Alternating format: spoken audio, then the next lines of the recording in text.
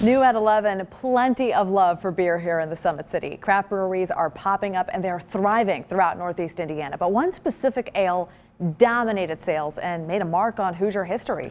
Alexis, this summer Old Crown is making a comeback, and it's all thanks in part to a Fort Wayne brewery and the beer's biggest fan.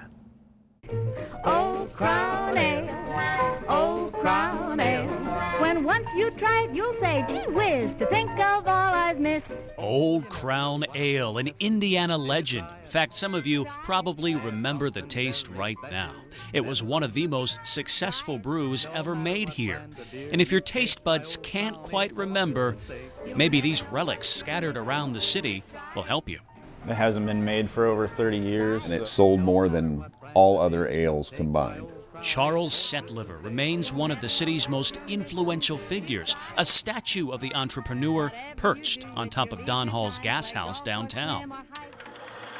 Up until the mid-70s, it overlooked Fort Wayne on top of Centlivre's own brewery, which sold millions of bottles of ale long after Centlivre's death. To think of all I've missed. These days, perhaps nobody has a passion for the product more than Doug Farmer. And like every other kid in my neighborhood, I collected beer cans, and I kind of never got rid of the collection. His impressive collection condensed to a small office in his home. It's kind of far gone.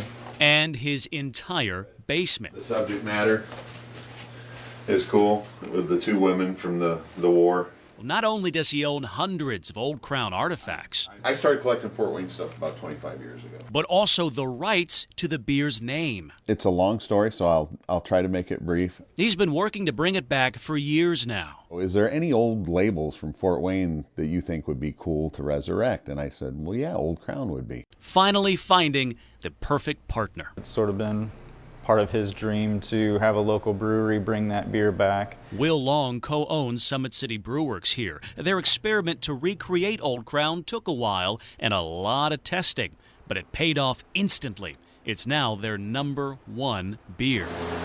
And Long holds on to hope that it could once again return to its former glory. That's our goal. We definitely would love to see that happen. We're going to do our best to sort of live up to the brand and the history that it's got behind it.